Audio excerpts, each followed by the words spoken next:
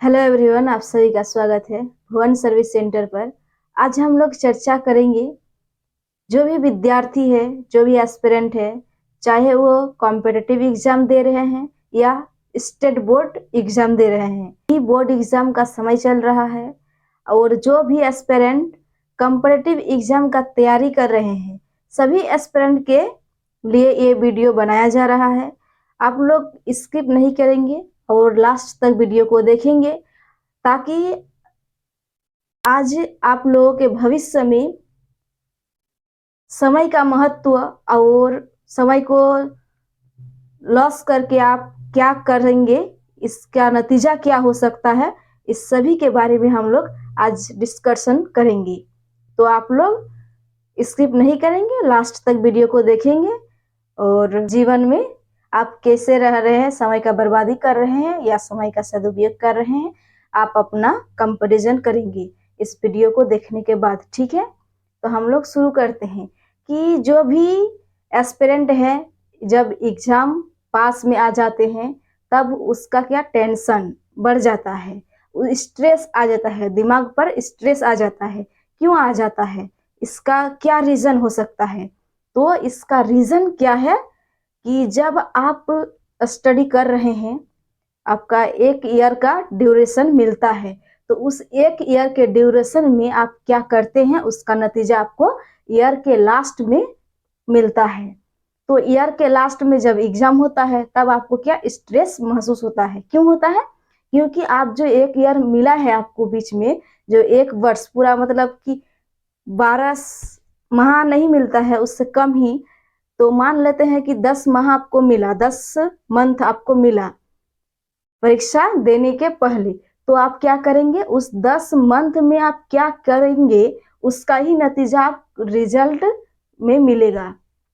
तो उस 10 मंथ में आप लोग समय का, उस जो 10 मंथ का समय है, उसका सदुपयोग कर रहे हैं या दुरुपयोग कर रहे हैं, तो उसी पर डिपेंड करता है कि आप यदि सदुपयोग कर रहे हैं समय का, समय है आपके पास, आप उसका सदुपयोग कर रहे हैं। सदुपयोग कैसे?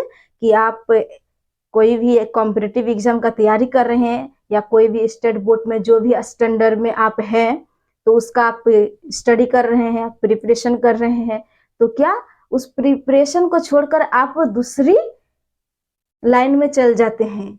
जो भी आपका प्रिपरेशन है, जो बुक है, वो नहीं पढ़ करके आप दूसरा प्लेटफॉर्म में चल जाते हैं, दूसरा रास्ते पर चल जाते हैं और जो आपका प्रिपरेशन है वो छूट जाता है और दूसरा लाइन में आप चल जाते हैं। जब आपके एग्जाम नजदीक आ जाते हैं तब आपको सोच में आता है कि हमको कुछ पढ़ना है, तब आपके माइंड में स्ट्रेस आ जाता है, टेंशन लगता है कि हम एग्जाम को कैसे करेंगे, क्वालिफाई कैसे करेंगे। तो यही है स्ट्रेस, टेंशन आ जाता है। यदि आप उस 10 मंथ जो आपको मिले उसमें आप यदि अच्छे से पढ़ाई करते, तो क्या आपको इस समय टेंशन नहीं मिलता, नहीं लगता, आपके स्ट्रेस नहीं लगता? क्यों? क्योंकि आप जो भी प्रिपरेशन कर रहे हैं उसी के बीच में आपको क्वेश्चन पूछा जाएगा। बोर्ड एग्जाम में क्या पूछा जाएगा? जो भी आप प्रिपरेशन कर रहे हैं, जो एनसीईआरटी बुक होता है, तो एनसीईआरटी बुक आप पढ़ते हैं तो उसी से क्वेश्चन आते हैं। तो यदि आप पढ़े हैं तो आप तो कुछ ना कुछ जानते हैं। यदि कोई चैप्टर है, उस चैप्टर को आप पढ़े हैं, तो उसके बारे में आप कुछ ना कुछ तो बोल सकते ही हैं।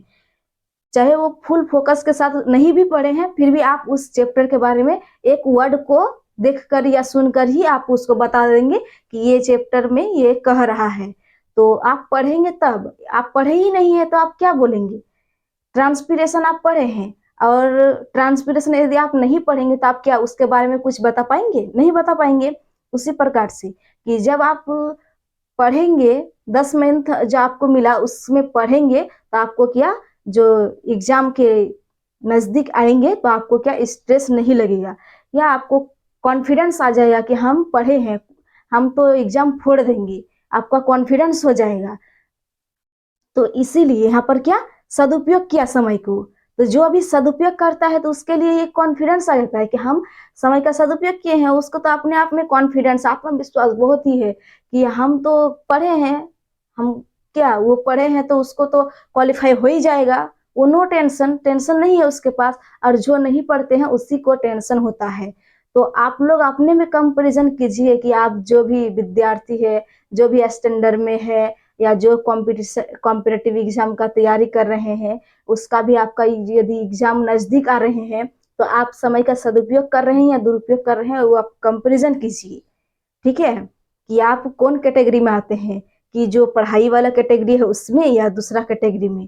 तो यही है टेंशन आने का कारण। तो टेंशन आने का कारण आपको मिल गया। अब देखिए कि आप जब पढ़ाई किए तो क्या समय व्यतीत हो गया। यदि आप 12th स्टैंडर्ड में है या 11th स्टैंडर्ड में है, ठीक है, और कॉम्पिटिटिव एग्जाम क्या कोई भी आप 12th पास करके ही कोई कॉम्पिटिटिव एग्जाम देंगे, ये उसका क्या आधार होता है। तो ये आधार जब 12 आधार रहेगा तब आप क्या 12 को बेस मानेंगे। तो 12 स्टैंडर्ड में ही है, आप कंपैरिजन कर लीजिए। तो जो एक वहां पर जो एक साल मिला, तो उसको क्या समय आपको एक साल मिला तो कितना 365 दिन का मिला। तो 365 दिन में आप क्या क्या किए वो आगे आपका डिपेंड करेंगे। तो 365 दिन में आप कितना दिन आप दुरुपयोग किए, कितना दिन आप सदुपयोग किए अपने लाइफ में, तो उसी का रिजल्ट जो है आपको बाद में मिलेंगे। तो जब आप थोड़ा बड़ा होंगे, थोड़ा आपके पास एक्सपीरियंस आएगा, तब आप सोचेंगे कि हम वो जो समय था उस समय में यदि हम कुछ करते, कुछ पढ़ाई करते तो अभी हमको वो लाभ होता। क्योंकि यदि कोई काम आप 10 दिन लगातार करेंगे तो वही काम आप एक दिन यदि करेंगे तो कैसा लगेगा। आप कंपैरिजन कीजिए कि 10 दिन एक आदमी लगातार काम कर रहे हैं, जो काम को जितना कर रहा है उस वही काम एक आदमी एक दिन में करना चाहता है, तो ये संभव है नहीं है। क्योंकि वो यदि वो उस काम को अच्छा से वो किया जो 10 दिन लगा कर किया, और जो एक दिन में करना चाहता है वो काम को वो एक दिन में उतना अच्छा से नहीं कर पाएगा। उसी तरह से जो एक साल में पढ़ाई किया, जो उसको कॉन्सेप्ट क्लियर हुआ, वो किया वो 3 महीना ही मान लीजिए, 3 महीना में कि क्लियर कर पाएगा, नहीं कर पाएगा। उसी तरह से कि आप ज्यादा समय मिलता है तो उस समय को बर्बादी ना करते हुए उसको आप सदुपयोग कीजिए। आप उसको जो भी आपका कार्य है, जो प्रिपरेशन है, जो भी स्टैंडर्ड में है, आप लोग अपना अपना कंपटीशन कीजिए। तो उसी में जो आप प्रिपरेशन कर रहे हैं तो उस प्रिपरेशन में उस समय को लगाइए, ताकि वो समय जो है समय को बर्बाद मत कीजिए। क्योंकि आगे जाकर आपको क्या यही समय आपको पछतावा देगा। तो जीवन में पछतावा नहीं करना पड़े तो उसके लिए आपको क्या पहले उस समय को अब सम्मान देना पड़ेगा। क्योंकि अभी समय जो है तो इस समय में आप मोबाइल में कुछ दूसरा चीज देख रहे हैं और पढ़ाई का समय है, आप पढ़ाई नहीं कर रहे हैं। तो पढ़ाई यदि करेंगे तो उससे क्या आप बहुत ही नॉलेजेबल व्यक्ति बनेंगे। और पढ़ाई नहीं करेंगे तो क्या आप नॉलेजेबल नहीं बनेंगे। क्योंकि आप दूसरा कुछ देखेंगे तो उससे क्या नॉलेज होगा, नहीं होगा। और यदि पढ़ाई करेंगे तो उससे क्या किताबी नॉलेज जो है उसमें जो वर्ड लिखा हुआ है उस वर्ड को आप पढ़ेंगे तो उसके माने आपको उसका मीनिंग समझ में आएगा। उस मीनिंग को अपने जीवन में उतारिए। हाँ, जीवन में उतार कर देखिए कि हम उस जो किताब में लिखा हुआ है ना बहुत ही सुंदर, उसका यदि आप अपने जीवन में उतार लेते हैं तो आपका जीवन धन्य हो जाएगा। इसीलिए तो बोलते कि पढ़ाई करो। अब देखिए जो समय बर्बाद कर दिए हैं, अभी जो एग्जाम का समय आ गया, तो अभी एग्जाम के समय में आप क्या करेंगे तो एग्जाम को क्वालिफाई कर पाएंगे। तो ये एक पॉइंट है कि ये आप कैसे क्लियर करेंगे। तो देखिए कि अभी जो समय है कि एग्जाम का, तो एग्जाम आप क्वालिफाई कैसे करेंगे। अभी तो आप नहीं पढ़े हैं, कुछ पढ़े हैं कुछ नहीं पढ़े हैं, आपका सिलेबस क्लियर नहीं हुआ है। तो आप अभी जितना पढ़ेंगे उसी का प्रतिफल आपको मिलेंगे एग्जाम में। तो क्या करेंगे अभी, तो आप जितना भी इस साल अभी जो भी आप एग्जाम जिस भी स्टैंडर्ड में एग्जाम देंगे, तो इस साल आप जो किए तो उसको साइड में रखिए। अभी आप क्या करेंगे उस पर फोकस कीजिए। तो जितना भी कुछ किए हैं उसको अभी डिलीट मार के साइड में रख दीजिए। आपका दिमाग में जो जो भी चल रहा है ना डिलीट मार दीजिए। जो नहीं पढ़े हैं उसके उसको बोल रहे हैं, और जो पढ़ाई करते रहे हैं तो वो पढ़ाई को और भी रीऑब्जर्व कीजिए कि आप पुनः याददाश्त को लाइए कि हम जो जो पढ़े हैं उसको हम याद रखें। और जो नहीं पढ़े हैं उसके लिए एग्जाम्पल है कि जो भी आप अदर एक्टिविटी कर रहे थे पढ़ाई के अलावा, उसको डिलीट करके साइड में रख दीजिए। और उसके बाद क्या, अभी फुल फोकस के साथ पढ़ाई करते रहिए।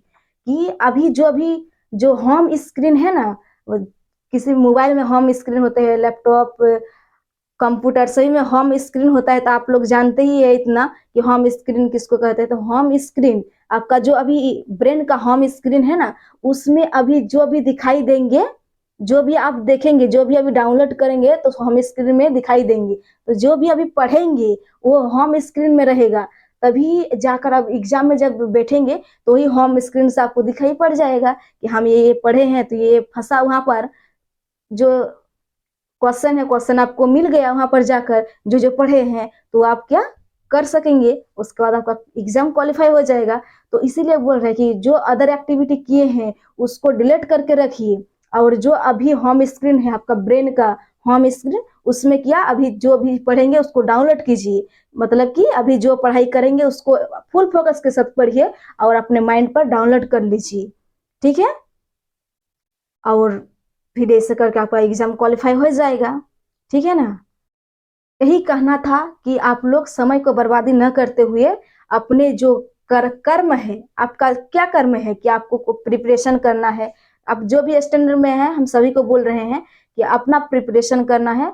प्रिपरेशन के अलावा आप क्या है, आप कुछ भी अभी कोई भी चीज पढ़ो, लेकिन पढ़ो, ये बात है। कोई भी चीज आप देखिए कि किताब पढ़ते हैं, कोई भी किताब पढ़ते हैं, एनसीईआरटी बुक पढ़े अपना क्लास के लिए, अपना कॉम्पिटिटिव एग्जाम के लिए, या किसी भी एग्जाम के लिए आप बुक पढ़ते हैं, तो उसी तरह से शास्त्र भी है और भी अदर पुस्तक है। तो आप किसी को पुस्तक को पढ़िए, किसी का जीवनी है उसको पढ़िए, उससे क्या आपके जीवन में वो आते हैं कि आप जो ऑब्जर्व किए, आप जो इस संसार में आए हैं, तो इस संसार को जाने। तो कैसे जानेंगे, किताब पढ़ेंगे तो उसे क्या और भी नॉलेज बढ़ता है, ठीक है ना। तो जो ग्रंथ पुस्तक है, जो धार्मिक पुस्तक है, उसको ही पढ़ना चाहिए। जैसे कि अभी गीता है, तो गीता में बहुत ही नॉलेजेबल बात कही गई है, कि उसमें जो जो बात कही गई है उसको यदि आप अपने जीवन में लाते हैं, अपना जीवन में अपनाते हैं, तो आपका जीवन धन्य हो जाएगा। तो देखिए, आप कोई भी चीज पढ़ते हैं तो उसके अलावा आप क्या करते हैं, तो क्या गीता है, गीता को पढ़ना चाहिए। जो भी विद्यार्थी है सभी को तो गीता पढ़ना ही चाहिए, कि उससे क्या आप का रास्ता जो है वो रास्ता सटीक रहे, अपना सीधा रास्ता रहे। कि आप जो भी, मतलब कि रास्ता का मतलब ये नहीं कि कोई भी पाथ, कोई भी रास्ता चल चल रहे हैं जैसे रोड है, ये रास्ता मत समझिए। जो जीने का रास्ता है, जीवन जीने का जो रास्ता है, बहुत तरह का होता है। जो अपना जो जैसा व्यक्ति है वो अपना रास्ता अपनाते हैं। तो जो गीता पढ़ते हैं, जो धार्मिक पुस्तक पढ़ते हैं, तो उसका रास्ता अलग होता है, और जो नहीं पढ़ते हैं उसका रास्ता अलग होता है। तो क्या आपका जो जीवन का अंतिम जो रास्ता है, उसका रास्ता आपको गीता से मिल जाता है। तो गीता को अति आवश्यक है पढ़ना, ठीक है। तो सभी सभी चीज तो पढ़ना ही है, लेकिन जीवन में जो महत्वपूर्ण चीज करना है तो वो करना ही है। तो क्या कोई भी आप जो भी धर्म से आते हैं, अपना धर्म का पुस्तक पढ़िए, ठीक है ना। और हम जो बोले कि अभी कैसे एग्जाम को क्वालिफाई करेंगे, तो आप लोग अच्छे से देख लिए होंगे। तो यही कहना था कि स्ट्रेस नहीं लेना है। और अभी देखिए, आप एक साल समय को आप बर्बाद किए हैं, अभी आप स्ट्रेस में है, आपका तनाव बढ़ गया है। तो अभी आप कैसे भी करके, तो आप हम बोले ना कि अभी तो जितना भी दिन है, तो आप अपना होम स्क्रीन में जो भी पढ़ेंगे उसको रखिए, उसके बाद अपना एग्जाम कैसे करके भी क्वालिफाई कीजिए, थोड़ा अधिक मेहनत कीजिए, ठीक है। तो अब इसके बाद जो भी आप करेंगे आगे, तो क्या समय का सदुपयोग करेंगे, ठीक है ना। यदि अभी समय जो है ना, समय बहुत ही मूल्यवान है, इसका कोई मूल्य नहीं चुका पाएगा समय का, ठीक है। समय का आप यदि सम्मान करेंगे तो समय भी एक दिन आपका सम्मान करेंगे, ठीक है ना। ये बहुत ही इम्पोर्टेंट है कि समय का आप यदि सम्मान करेंगे तो समय भी एक दिन आपका सम्मान करेंगे, ठीक है। तो सम्मानफुल व्यक्ति बनेंगे तभी तो आपका सम्मान करेंगे सब कोई। तो यही समय का ही खेल है, ठीक है ना। तो समय का सदुपयोग करेंगी। अभी जो समय बर्बाद कर लीजिए, आगे समय को बर्बाद नहीं करना है, ठीक है। आगे अपना जो भी प्रिपरेशन है अपना करना है, जो भी आपका आगे जो भी करना है आप लोग कमेंट कीजिएगा कि आगे आपको क्या क्या करना है, ठीक है ना। तो आप लोग को समझ में आ गया होगा, ठीक है। तो आज यहीं तक रखते हैं। आप लोग अच्छे से पढ़िए और एग्जाम को क्वालिफाई कीजिए। और जो अपना फुल ईयर अपना स्टडी किए हैं वो तो उसके लिए बहुत ही बहुत धन्यवाद कि आप समय का सदुपयोग किए हैं, उसका रिजल्ट आपको जरूर मिलेगा, ठीक है। थैंक यू, धन्यवाद।